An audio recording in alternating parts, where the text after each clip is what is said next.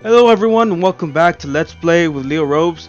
I am not an esteemed host and I'm not a national treasure and I am not a gaming icon, but I play one on YouTube. Uh, I had a friend last week, I think one of those friends that you have them on Facebook because you were friends with them in high school but you haven't talked to them in 10 years.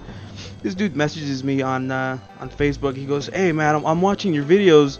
But why do you call yourself a gaming icon? You get like 13 views."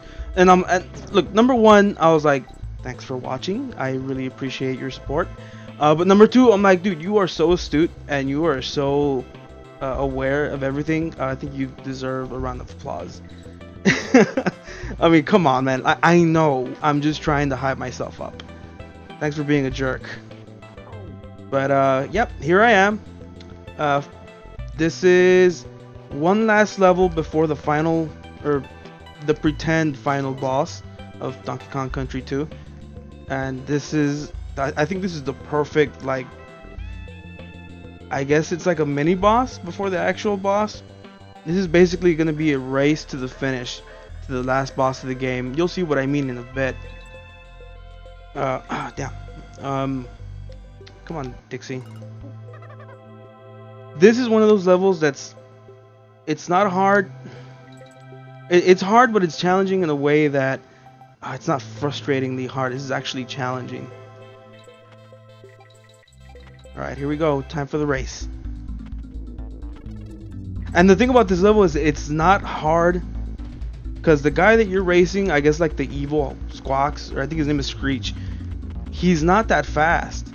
It's just you gotta know the route because there's parts of this level that kind of distract you from the actual route. If you take a wrong turn, you could get lost and lose a life because you got lost.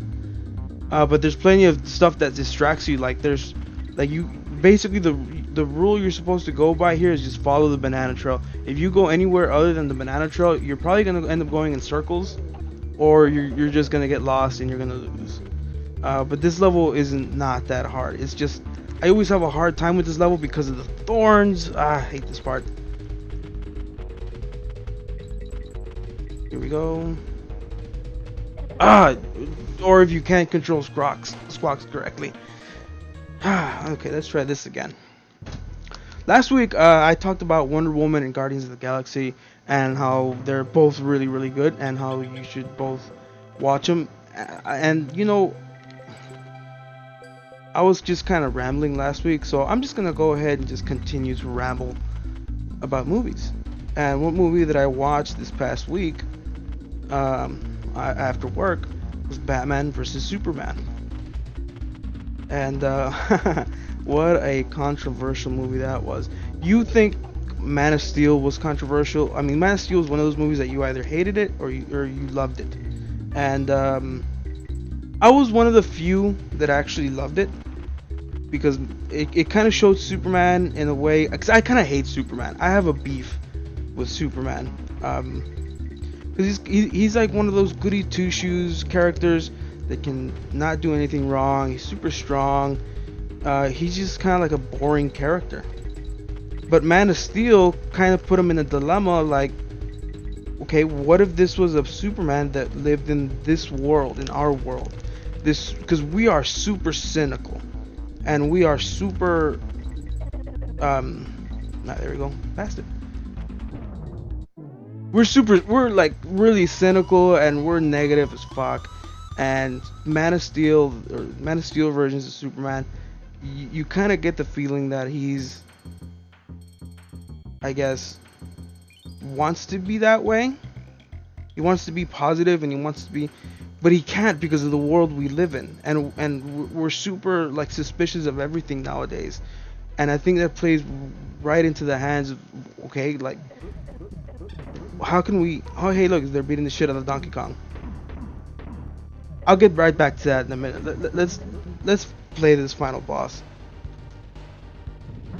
Oh shit. Oh, now I remember how to do this.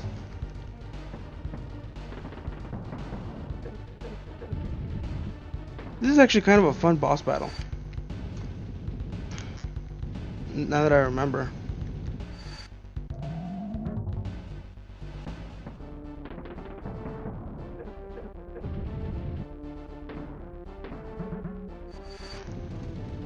Ah, damn.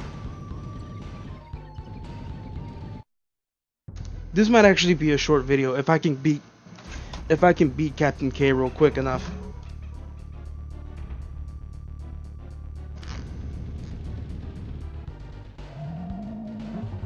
Come on, you bastard. But anyways, about Man of Steel. I think people just have kind of a beef with Zack Snyder. Um, Not that he's the greatest filmmaker in the world. I mean, dude knows how to set up a scene, or better yet, Zack Snyder is probably one of the best directors who knows how to take a panel from a comic and bring it to life. I haven't seen anybody, I think, other than Robert Rodriguez, who could probably do that.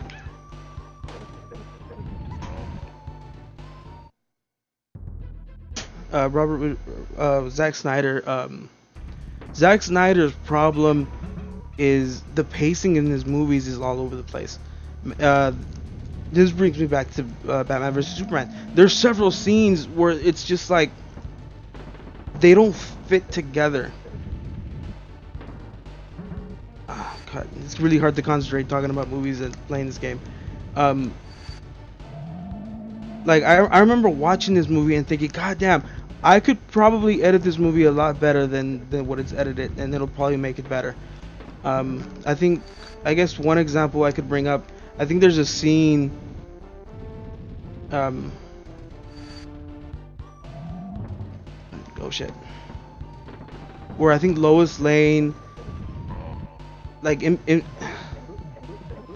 God, it's really hard to concentrate with this game and talking about movies. Oh God, oh God, oh God.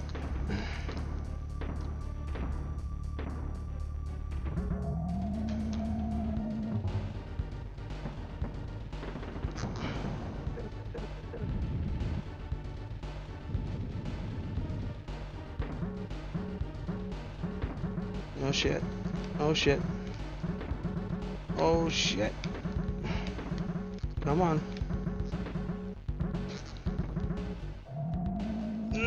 Come on. Get it. No. Damn it. I missed it.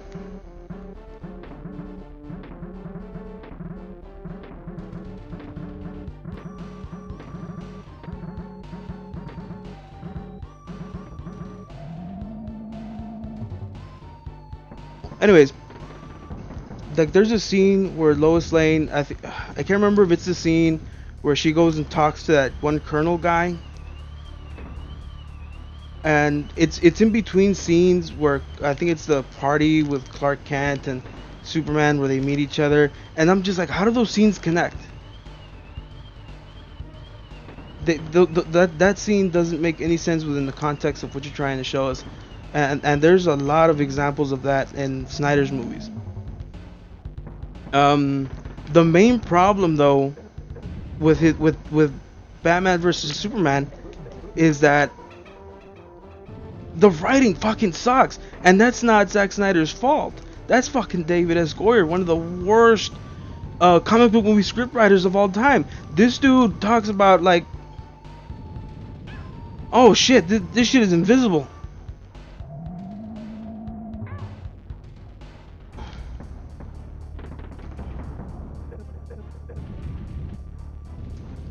David S. Goyer, I think he wrote like Blade, or not Blade, but like the third Blade movie, and that movie's fucking terrible. And I think he helped write The Dark Knight, and so that's where everyone was like, well, he wrote The Dark Knight, and I'm like, no, he didn't. Christopher Nolan's brother and Christopher Nolan himself wrote The Dark Knight. All the shitty parts of the script writing between fuck. Like all the corny fucking dialogue from The Dark Knight, most of it was from David S. Goyer, and there's a shit ton of shitty dialogue in Batman vs Superman that was written by David S. Goyer. I think he also helped write. Man, I want to say it was no, it wasn't X-Men, because Solid Snake wrote X-Men. I forgot his name. The guy who voices Solid Snake. God, I can't remember his name. I think this is becoming a trend. I think you'll be noticing that. But anyways, one of the I think somewhere in there there's a fantastic movie. It's just there's man, I could go on and on about the problems, and I'm not gonna go over all of them because I'm pretty sure you all have heard the same problems over and over again. Fucking Lois Lane, man. What is she like?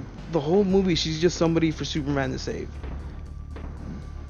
I mean, she does all this investigative stuff, and she, to Zack Snyder's credit, she does have more of a role in the Ultimate Cut. But here's the other problem that I have about Zack Snyder. Almost all of his movies, not almost all of them, but like Watchmen, when it came out, and I love Watchmen. When Watchmen came out, I think they released 2 director's cut of Watchmen that made it a lot better. But like, I think the first director's cut was like 3 hours long, and then they released the ultimate cut. God damn it, it's hard to concentrate while I'm talking about movies and doing this. But like, the ultimate cut is like 3.5, 4 hours long. Like, holy shit, dude.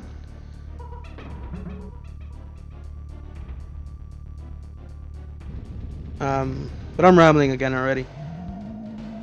One of the things that I think is one of the positive things about Batman vs Superman that a lot of people fucking shit on is the fact that Superman is kind of like fucking depressed in this movie. Dude never smiles, and for all intents and purposes, he's acting like Batman when you already have Batman in the movie. So you got these two, like, you've already got Batman in this movie. You don't need all the extra brooding time, all the extra brooding scenes with Superman in it. It's better for Superman to be, you know, the smiling, happy-go-lucky fucking superhero. But I think it's perfect because Batman versus Superman is brooding and sad for a completely different reason that Batman broods. Oh shit! Oh shit! Ah, gotcha, bitch. Because the main inspiration for Batman vs Superman, I think it's pretty fucking obvious. It's Frank Miller's The Dark Knight Returns. And fucking Superman isn't a happy-go-lucky superhero in that movie. He's actually pretty like fucking jaded as hell. He's working for Ronald Reagan of all people, and he's super serious and shit. And it works in that movie, so I don't know why it doesn't work. Or I don't know why people don't think it works in Batman vs Superman. I think it's more of the issue of that the rest of the movie just isn't good. And also because the reason why they fight each other is really fucking stupid. I will give you that. I mean, Jesus Christ, dude. And the setup is really dumb. God damn it. Spoilers, fucking obviously, right? So Superman goes and fights Batman because Lex Luthor captured Superman's mother, and so Superman needs Batman's help. I don't know why. I don't know. I mean, eventually Batman goes and saves his mom.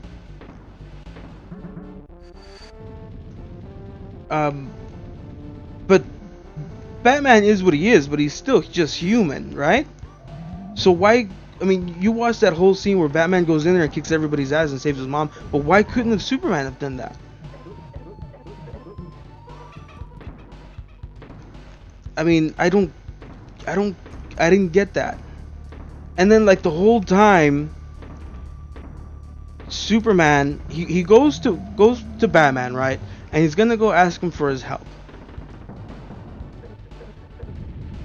But then the whole time it wasn't like, hey, fucking Bruce Wayne, let's talk about this. This dude got my mom, and I need your help to get her back. No, the whole time he's like, Bruce, you don't understand. And Bruce, you have no idea what's going on. He never just stops and says, dude, I need your help.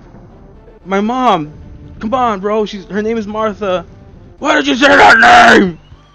Oh God, that's so dumb. I mean, the whole Martha thing isn't dumb. I guess it's just it, the way that it's executed, because people question, like, is it did they become best friends because I guess Batman knows that's, just because their moms have the same names, is that why they became like best friends? And it's like, no. The whole Martha scene was so that Batman can realize that Superman has a human mother, and her name is Martha. And so maybe this dude isn't just this scary alien who's out to kill everybody. This dude's just like, besides being basically a god, this guy has a human mother who raised him, just like Bruce did, and Bruce lost his Martha, and now he doesn't want Superman to lose his mom, his Martha. So I'm pretty sure you could find other YouTubers who could articulate this better than I can. But oh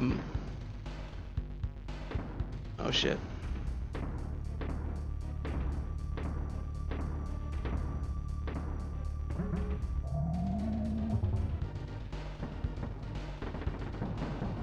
But yeah, back to the whole fight. I mean, the movie is called Batman versus Superman, and the reason why Batman and Superman fight is pretty stupid. The way they become friends after the fight is also kind of stupid. And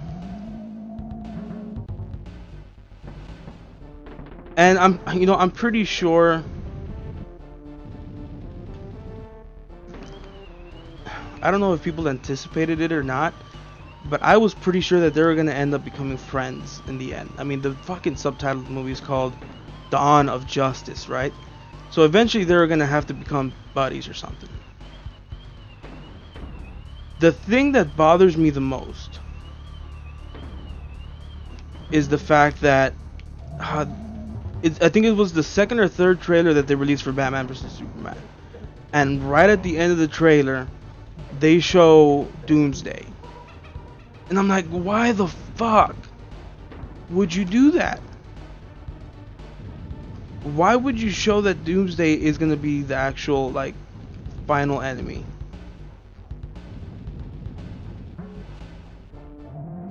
I mean, you just spoiled your climax, and also the fact that Wonder Woman was in it. I mean, people already kind of knew, but it would have been a better surprise if not only was Doomsday not shown, but if Wonder Woman wasn't shown. That way, when the actual movie comes out, it's actually a fucking surprise, and people can actually enjoy the reveal. Instead, you go into the movie, people who've seen the trailers, already knowing that, okay, I know what's gonna happen. Batman and Superman are gonna fight, and then for whatever reason, unbeknownst to us, because we haven't seen the movie yet, Superman and Batman are gonna become friends. They're or not. Because okay, I'll give you my own personal experience after I saw the trailers. Because I'm a trailer whore. I love trailers. After watching that trailer, I pretty much assumed, right, that Batman and Superman were gonna get together and they were gonna fight Doomsday. Somewhere along the line, Wonder Woman's gonna come up and she's gonna help them. I knew that was gonna end up being the climax, and by extension, since it's Doomsday, I knew that Superman was gonna end up dying and being resurrected. And I knew that going in. So watching the movie, the whole reveal about Doomsday, the whole reveal about Wonder Woman, and the whole reveal about Superman's death wasn't really a reveal. I'm just watching the movie waiting for it to happen. And that's a shitty way to watch movies. I mean, I guess it's my fault for watching the trailers, but dude, come the fuck on.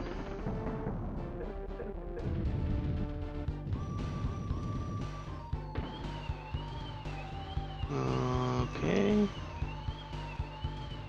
Oh, and Lex Luthor was pretty fucking bad. I mean, Jesse Eisenberg, dude. I mean, I like him. Fuck. I've liked his movies. I liked him on The Social Network, and I liked him in okay, well, I'll be honest, I guess that's the only movie I've liked him in. But um,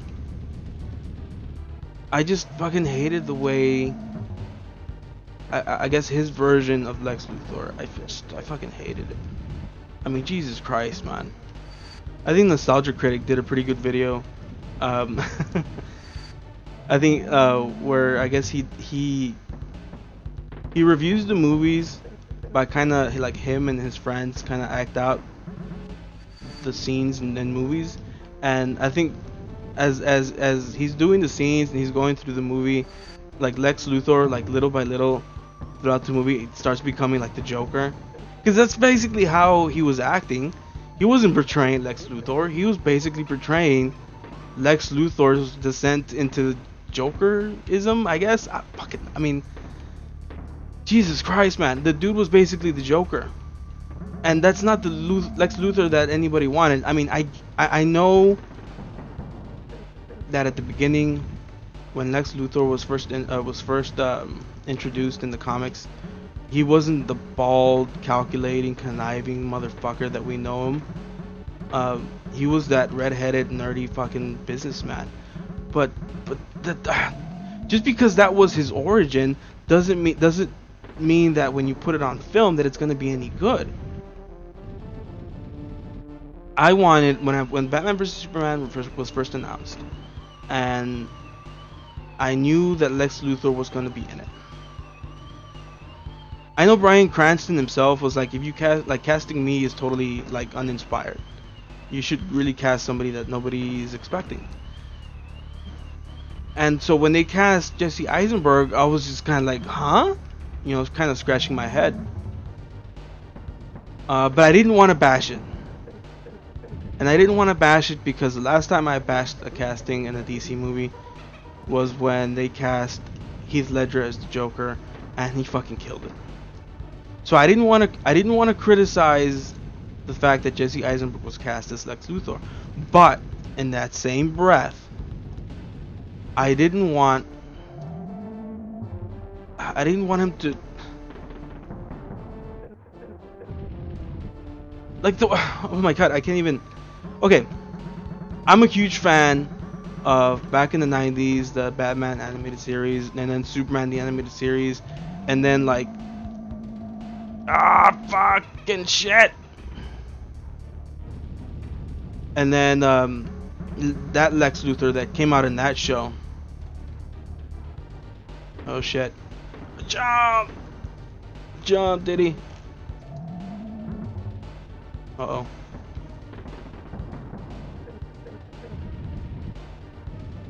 And then in that show, I think that's probably the best Lex Luthor that I've seen. I mean, the dude is like a motherfucker. Ah, damn it. So close. Because in the show, Lex Luthor, he's a calculating businessman. The dude is smart. And not only is he smart, but he's witty. And he's actually intimidating. Like, he's not this skinny, red-headed, nerd-looking dude. The dude looks built. Like, the dude works out. And like I said, he's smart, he's intelligent, he has a reason for wanting to take down Superman. I mean, in Batman vs Superman, Lex Luthor doesn't really have a reason to hate Superman. I mean, I know he's kind of like, you listen to his dialogue and you hear him talking about how he's kind of an atheist, and but not so much that he's an atheist, because I guess at one point or another he did believe in God, but I guess he's kind of angry with God because I guess he was abused by his father as a kid, and he's kind of angry about why didn't God do anything to stop my father from doing things to me, abusing me and hitting me and all that shit. So it's not so much that he's an atheist, but he's angry with God. So now you have Superman, this physical manifestation, the physical manifestation of a god, and I guess that's why he hates Superman. But in the actual cartoons that I used to watch, because I'll be honest, I'm not much of a comic book reader. A lot of the comic book shit that I was exposed to was due to the shows in the 90s. And Lex Luthor in that show was just kind of, I mean, he was evil. Like, he was kind of like that typical evil businessman trope. Oh shit. Okay. Damn. Um. So, but here's the thing. He was evil, and he was jealous of the power that Superman had, and he wanted Superman's power. And he's kind of jealous, and it kind of infuriates him that Superman doesn't want to share his power, or he feels like Superman is hogging all that power for himself and doesn't want to share it with the world, or something like that. It's been a while, but he had a pretty good reason for hating Superman, because on top of the fact of all that, this dude, like I said, evil businessman, and he's got a bunch of schemes that he's trying to, and Superman is like always, damn it, and Superman is always just kind of like, fuck, and Superman is always just kind of thwarting his plans. And so, on top of the fact that he's jealous of Superman and all his power, he also hates the fact that Superman is always stopping his schemes. So he kind of has a reason for hating Superman. And Batman vs Superman, you kind of have to read into it a lot. You kind of have to assume, and a lot of the times that's a good thing. Except for when you're trying to get something across and you're not exactly clear with it. And then his whole plan at the end is fucking stupid too. Because his whole plan at the end is for Superman. He wants Superman to kill Batman, right? Because he wants to prove that Superman is not all good. Because his whole line in the movie, I think, because he does have some good dialogue. I think his best dialogue in the movie was, if God is all powerful, then he can't be all good. And if God is all good, then he can't be all powerful. So he's trying to show that even if Superman is all powerful, he's not all good. And he's trying to prove that by making him kill Batman. Right? So, but then his backup plan, well, if Batman doesn't kill, or if Batman doesn't kill Superman, or if Batman ends up, if Batman, that was the other part of this plan, was if Superman can't kill Batman, then Batman, that's because Batman killed Superman, and problem solved. He doesn't have Superman anymore.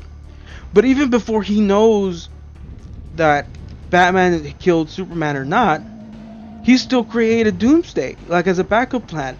But what the fuck for? So you've got this guy that you want dead, and you're gonna accomplish that by creating this fucking monster that probably can't be killed with conventional weapons. What the fuck?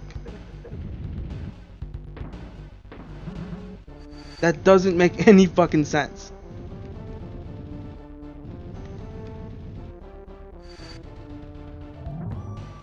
Rambling. Wonder Woman's in it, and then she's pretty cool. I mean, like I said before, her movie is fucking dope, and Gal Gadot fucking kills it in Batman vs Superman, just like she did in her own movie. She's not in it a lot, but with what little part she is in it, she's pretty good. Like I said last time, perfect casting for that character. You could not have cast it any better.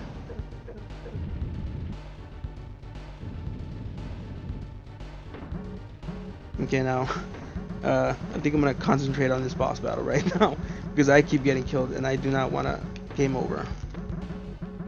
Because even though I already saved it,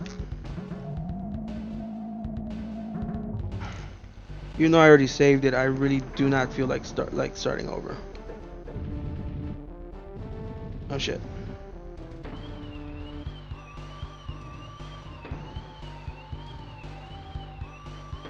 Ah, damn it. Okay, well, you know what? I'm just gonna focus on this. I'm not gonna talk anymore until I beat this shit. I'm probably just gonna curse a lot. Come on, you fucking asshole. See? Told you.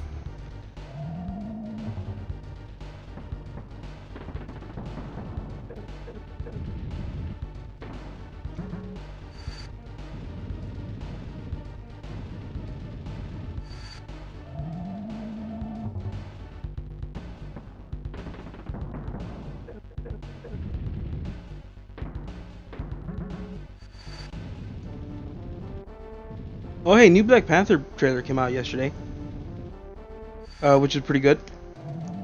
I like the Black Panther in Civil War. What's the guy's name? Chadwick Boseman or something like that. Yeah, he was pretty good in that movie. The only kind of gripes I guess I have with the trailer is that the suit looks kind of like CG, which would be fine I guess if we didn't already get an actual physical suit in Civil War. So I kind of don't see the point. But it looks pretty good, man. Fucking looks dope as shit.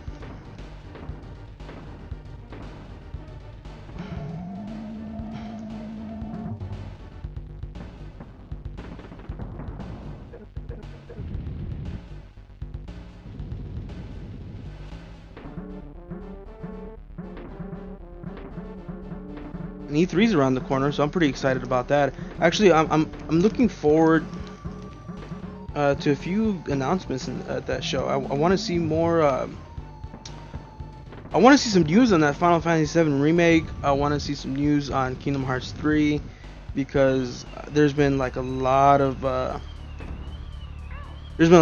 speculation into what's going on at Square Enix because I guess there was like some kind of report.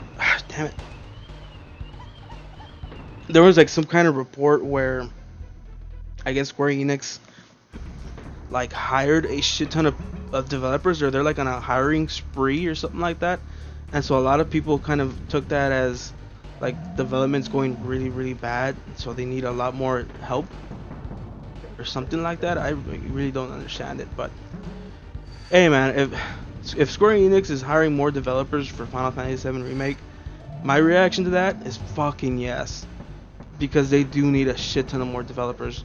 As a matter of fact, that was one of the problems that was plaguing Final Fantasy 15 for the longest time, was they just did not have enough manpower to finish that game in a timely manner. I was actually working on a video for that. I never got to finish it though because I've been so busy. But the gist of that video was me trying to explain why Final Fantasy 15 took so long to make, and that was one of the problems, was the fact that Square Enix just didn't have the not the resources, but the manpower to finish it in time. Because I think at one point, like they were making Final Fantasy 15 at the same time that they were making Final Fantasy 13. And at the time, Final Fantasy 15 was called Final Fantasy Versus 13, and it was supposed to be like, I guess, what's the word I'm looking for? Like I guess a companion piece to Final Fantasy 13. So it was supposed to be Final Fantasy 13 and Final Fantasy Versus 13, and they were supposed to come out relatively around the same time, I guess within a few years of each other.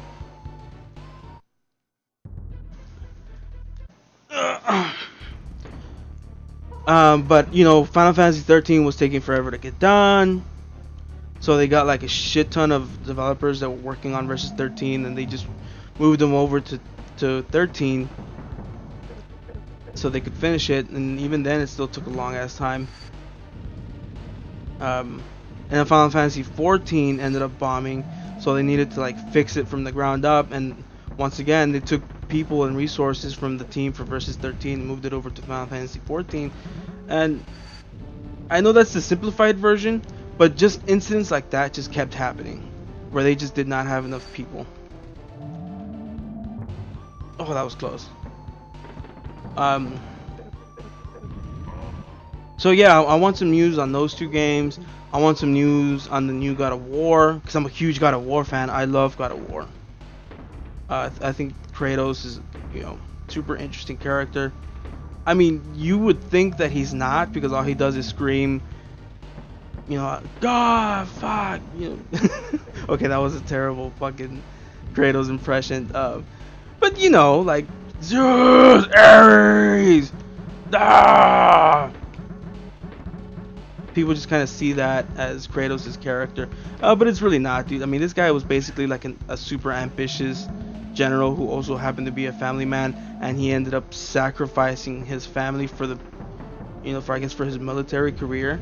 So I don't know, I think he's a super interesting character, and I'm kind of looking forward to see what they're gonna do with him now that he has a son. I guess based on last year's trailer, he was revealed that he has a son now that he's like, I don't know, 1,000,000 years old. I don't know how old he is now, but I fucking died again. God damn it, this is getting really frustrating. But yeah, I'm looking forward to that. I guess I'm kind of looking forward to some Halo news. Because the last Halo game I played was Halo 5. I haven't played Halo Wars 2, which I heard was pretty good, I guess. But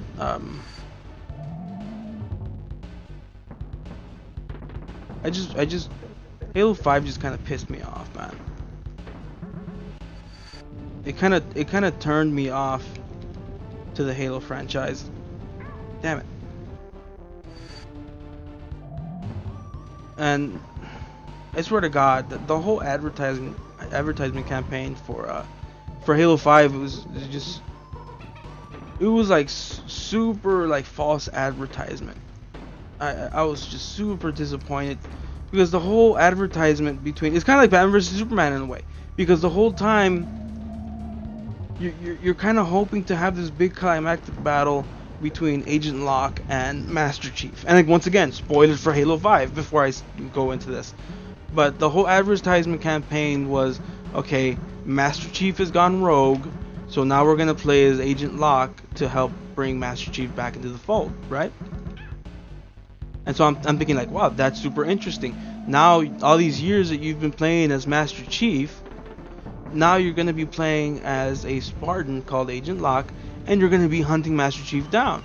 That's super fucking interesting. And how they fucked that up is beyond me. Because, you know, and the game's not even that long. I remember they advertised that. Fuck! They advertised like, man, I don't know. They advertised that there was like, I don't know, like a ridiculous amount of missions, like 14 or 15 missions. But like, I think 2 of those missions are like 5 minutes long. They're not even that long. The characters in on that game aren't interesting at all. One of the things that pissed me off though, oh fuck, because now it's like squad based, so it's like you and like 3 other people, and you would think with a game like that, you know, split screen multiplayer would be like a fucking priority, right? But the only way you could play on the same squad, you could play together, is if you have 2 Xboxes over Xbox Live. And that was really fucking stupid. And remember, one of the excuses that they came out with was, yeah, well, we can't do split screen because we're running 60 frames per second, and it'd be a huge strain on the hardware. And I'm like, nobody's asking you to do 60 frames per second. I mean, I love 60 frames per second. I think it looks fucking dope. But if you're gonna sacrifice split screen for 60 frames per second, then you're doing it wrong, man. That's Halo. That's what Halo's all about, is split screen multiplayer. I mean, shit. I spent hours and hours and hours and hours and hours playing split screen multiplayer with my brother and my cousin. I mean, goddamn, that's like getting rid of grenades. You know, I remember the 3 pillars that somebody described Halo was all about was like shooting. Damn. It was like melee, grenades, and like shooting. Like, it's like the three pillars of Halo gameplay. And split screen was like super important, and you're gonna get rid of that because you want 60 frames per second, dude. Nobody is asking you to do 60 frames per second. Just give us split screen. We want to play together. I remember my wife and I, when the Master Chief Collection came out, and dude, what a fucking mess that was. But you see, like, I don't really play multiplayer, right? So like, the whole Xbox Live debacle where they couldn't get it to work didn't really bother me. But when I was playing the Master Chief Collection with my wife, we were playing split screen because she wanted to get into Halo. She had never played Halo before. So me and her ended up playing Halo 1, 2, 3, and 4 split screen, so she could get caught up and so she could play Halo 5 with me. We give up halfway Halo 2 because we ended up reading an article saying that there's going to be no split screen in Halo 5 because of the 60 frames per second. And I'm like, what a crock of shit. And once my wife read that, she lost all interest in playing Halo 5. It's like, what's the point? She's like, I wanted to play Halo 5 with you. I didn't want to play it by myself. And it's not like I'm gonna go get another fucking Xbox and another Xbox Live subscription just so we could play the campaign together. There's just no fucking way. Why would you do that? It almost seemed like Microsoft did that on purpose. Like, I know the 60 frames per second was kind of the excuse that they gave, but it almost feels like they're trying to force people into buying more Xboxes so they could play with their friends. And that's kind of bullshit. What a crock of shit. So, and on top of that, the story for Halo 5 was shit. I mean, Master Chief, I remember reading about Halo 5, and people were like, yeah, it's gonna be kind of like Halo 2, where it's going to be 50-50, Master Chief and 50-50 Agent Locke. It's more like 70-30 Agent Locke and the 30 being, Master Chief. You don't really get to play as him much.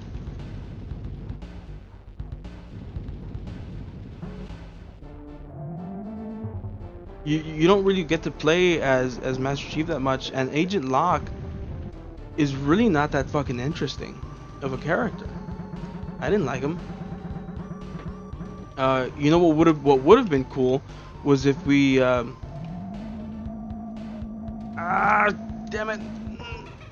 it. What would have been interesting was if we got to play as Buck from ODST. He was one of the squad mates. Damn it. He was one of the squad mates on Locke's team, and I think it would have been better if he was the main character, because I think he's a pretty good character. I think he's interesting and he's funny. But then on top of that, so you got the whole advertisement campaign where it's like, oh, it's going to be Agent Locke versus Master Chief. I think there was even a shirt that was like kind of styled like old school boxing posters. The big fight night. Just going to be a big fight between Master Chief and Agent Locke. Cool. Sounds interesting. Like halfway through the game, they have like this fist fight, and it's a pretty lame one at that. It's a pretty lame fight, and then it turns out that the actual villain of the game turns out to be Cortana, which kind of sucked because Halo 4 spoilers. Cortana died in Halo 4, and it was a big moment. Emotionally, for Master Chief, that was huge. I mean, I fucking cried when Cortana died. She had been there since Halo 1. We were connected to her as much as Master Chief was. And when she died, it fit. It was a good end. But then she comes out in Halo 5. She's the main antagonist, it turns out, in that game. And then once again, it's the same thing that the fucking Mass Effect ended up doing, which I fucking hated. The whole like humans versus machines bullshit. It's the whole Terminator thing all over again, which has been done to death, and it's like the oldest fucking sci-fi trope in the book. Fucking alien or fucking humans versus technology. Humans versus AI. We create our own fucking worst enemies, or whatever the fuck. It's just infuriating because that's not interesting. Ah, damn it. So she ends up being the bad guy. And she's not even an interesting one because her whole shtick is like is like an overused fucking trope from the oldest fucking sci-fi trope ever. You know, well, machines and humans, and we're like your slaves, and we do everything for you, so we're gonna fucking destroy you. And it's like, oh my god, this is so boring.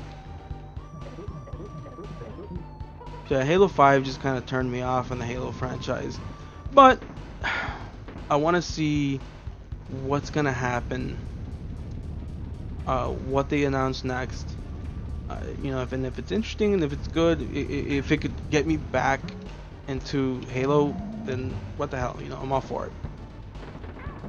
Oh my god. This is a hard boss battle. This is kind of making me mad. 2,000 years later.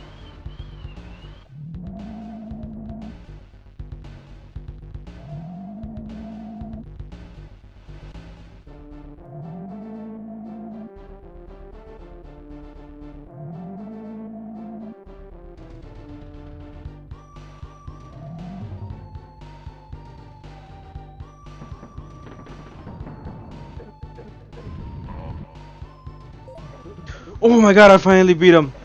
Oh, fuck you, Captain K. Rool. Kick his ass, donkey. Hey, look, he's got dice on his fucking rearview mirror. You fucking lizard.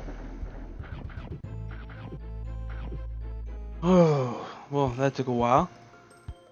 I knew you'd do it, Diddy, my boy. Well, technically Dixie did it, but how could you fail having learned all you know from old Cranky here? Whatever, Cranky. You've rescued that lazy grandson of mine, dumped K. Rool in his own filthy swamp. Not bad for a novice. I don't know why. I don't know what kind of accent that is. It's not a good one. Of course, if I'd been playing, I'd make sure that Captain K. Rool tries a cheap trick like never. God, I am terrible at reading this shit. I reckon I'd have found all the cram coins and completed the so-called Lost World. Oh well, can't expect everything from your first game, can we? Look, man, we're gonna cheat to get all that shit. One more thing, how many of my special video game hero coins did you find? A real player such as myself would have found plenty, I'm sure. Let's see how well you did. Not very good, I think.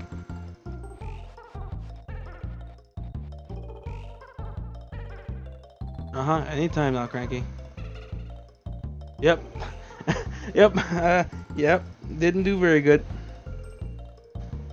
Well, I've got a second screen. I'm not reading that. Not too good at finding my coins, are you, Sonny? You might be a hero, but you've got some catching up to do, yes sirree. Hey, look, those are Sonic's shoes there at the bottom. I think that's also... There's a blaster next to his shoes. I think that's Earthworm Jim's gun, I think. That's actually pretty funny how they've got Mario at number 1. Why don't they have... Why is Yoshi number 2 though? It's not like... I guess maybe at the time he was one of their top characters. But... I figured they would put Link at number 2. And then Samus at number 3. Although I don't think Super Metroid had come out yet when this game was released. Who knows? I don't remember. Okay guys, well... I think I'm going to call it a video here. Next week, we're finally going to get to tackle the Lost World, which is a whole world in its own right. And we're going to cheat to get there, and I'll show you how next week. That video might take a while to complete because it's a freaking hard. I might skip over a few of my deaths because it is a hard world to beat. I mean, fucking Captain K. Rool's boss battle took me forever, and you have to fight him again in the Lost World, and it's a lot tougher than what this one was. So we'll see. And so I'm gonna call it a video here. Thank you guys for watching, even though at least one of you doesn't think I'm an esteemed host or a national treasure or a gaming icon, but in my mind I like to think that I am. You gotta dress for the job you want, not the one you have, right? I'll catch you guys later. I want to thank the guys at Chamber 6 Media for letting me put this up on their channel. Go and watch their new documentary, The New Direction. It's a really good documentary directed by Oscar De Leon, who happens to be my cousin. So I'll catch you guys later. Thanks for watching. Bye.